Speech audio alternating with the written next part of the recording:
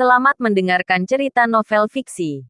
Jenderal Fate dari Indonesia dan Raja Penjara Darah Mantan Kaisar Kegelapan. Bab 81.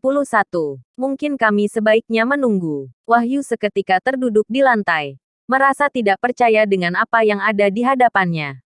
Dia terkejut melihat kehadiran Prabu dan beberapa petinggi besar yang memiliki pengaruh besar di kota Jakarta muncul secara bersamaan. Seolah itu tidak cukup mengejutkan. Mereka menundukkan kepala pada Siswanto dan Lintang dan memanggil mereka, "Bos." Bagaimana bisa hal ini terjadi? Bulir-bulir keringat dingin terus menetes dari dahi Wahyu sehingga pria itu merasa seperti sedang berendam di air panas. "Mereka menyapamu, Ayah," kata Lintang dengan senyum tipis sambil menatap Siswanto dengan ekspresi yang sulit untuk diterka. Kata-kata Lintang menyadarkan Siswanto. Dengan panik dia berkata pada Prabu dan yang lainnya, "Pak Prabu, apa yang Anda lakukan? Saya tidak pantas mendapatkan penghormatan seperti itu. Tolong jangan bersikap seperti ini pada saya." Dia tampak benar-benar bingung dan terlihat panik. Sementara itu, Prabu dan yang lainnya langsung mengerti apa yang dimaksud Lintang setelah mendengar kata-katanya barusan. Laki-laki itu tidak ingin mengungkapkan identitas aslinya. "Pak Siswanto, kami dengar Jonathan sudah berbicara kasar kepada Anda di pesta ulang tahunnya. Karena itu, saya, Prabu, secara khusus membawa semua direktur grup Harja ke sini untuk meminta maaf kepada Anda," kata Prabu dengan sikap hormat dan rendah hati. Siswanto semakin bingung dengan kata-kata Prabu. "Jadi mereka benar-benar datang ke sini untukku. Tapi kebaikan apa yang telah aku lakukan sehingga mendapat perhatian dari orang besar seperti Prabu? Tidak hanya itu, dia juga berbicara kepadaku dengan hormat. Sungguh tidak bisa dipercaya. Aku tidak sebaya dengannya. Dan aku tidak pantas mendapatkan penghormatan seperti itu darinya." Saat itu, Prabu mengangkat wajahnya dan berkata dengan sungguh-sungguh, "Pak Siswanto, karena Jonathan sudah berbicara kasar kepada Anda, grup Harja sudah mengadakan konferensi pers dan secara resmi mengusirnya darinya perusahaan." Kemudian, dia melanjutkan, "Dan dia ketakutan setengah mati setelah mengetahui identitas Anda yang sebenarnya sehingga dia perlu dirawat di rumah sakit jiwa." Tidak hanya mengejutkan Siswanto, kata-kata Prabu itu juga membuat Wahyu yang sejak tadi mengamati dari samping, hampir mengompol. Jonathan Lewis yang mereka bicarakan adalah petinggi kedua di grup Harja, sekaligus orang yang terkenal akan kehebatannya di seluruh kota Jakarta. Bagaimana bisa orang yang sangat berpengaruh sepertinya diusir dari perusahaan, merasa ketakutan, dan dirawat di rumah sakit jiwa, hanya karena dia telah berbicara kasar kepada Siswanto? Ini tidak mungkin. Wajah Wahyu berubah pucat pasi. Tubuhnya yang masih terduduk di lantai gemetar dan kepalanya berdenyut-denyut karena ketakutan. "Ya Tuhan, hal mengerikan apa yang sudah aku perbuat." Namun, itu hanyalah awal dari keterkejutannya. Dia merasa takjub saat melihat Prabu dan beberapa lusin petinggi grup di belakangnya melirik Lintang dengan penuh makna. Wajah mereka penuh dengan kekhawatiran.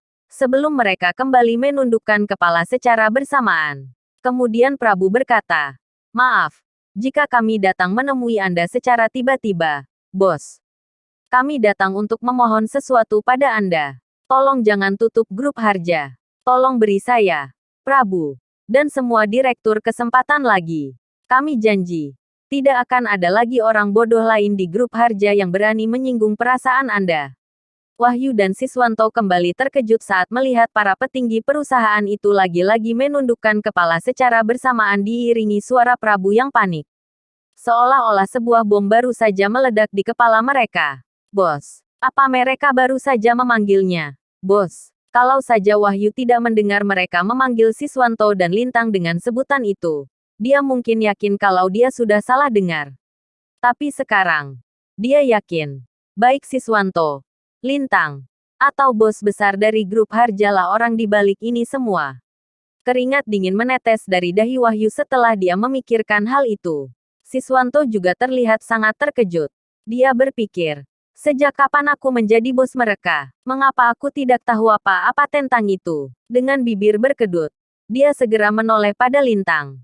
Lintang, apakah kamu ada hubungannya dengan ini semua?" Siswanto tidak bodoh. Setelah melihat hal mencengangkan ini, Dia langsung mencurigai menantunya. Lintang adalah orang pertama yang muncul di benaknya. Namun, pria itu hanya tersenyum tipis dan menggelengkan kepalanya. Lalu berkata, "Tidak, aku tidak ada hubungannya dengan ini. Ayah adalah orang yang telah dihina oleh Jonathan. Makanya mereka bertanya pada ayah." Kemudian, dia melanjutkan, "Keputusan untuk menutup atau melanjutkan grup Harja ada di tangan ayah.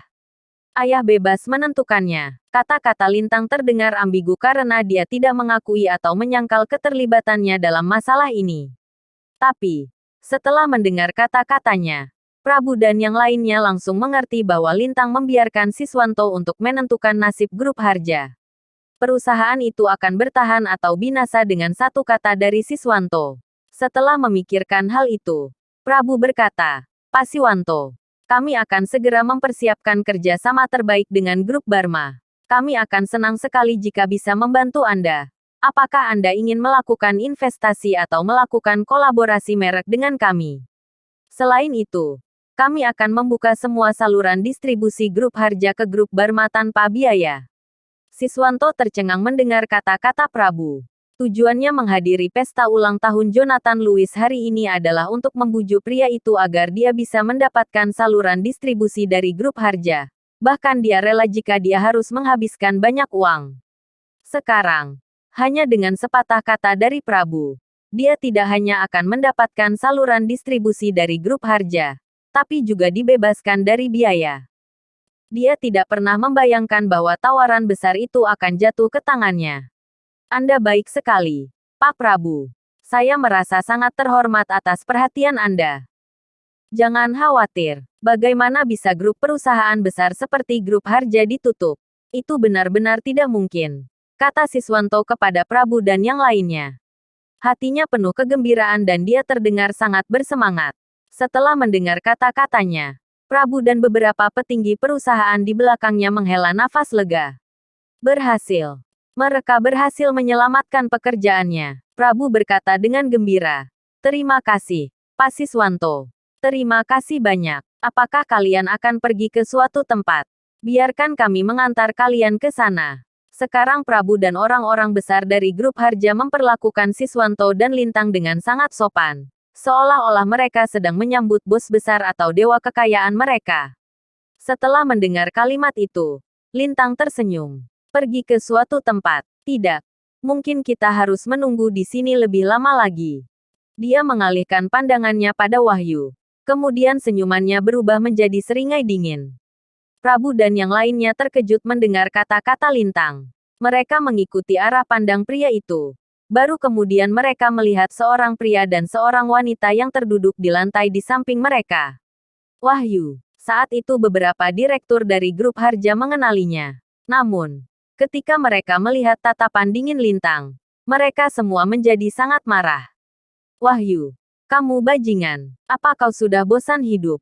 Beraninya kau main-main dengan bos kami. Benarkah? Apa kamu ingin grup Nugraha hancur?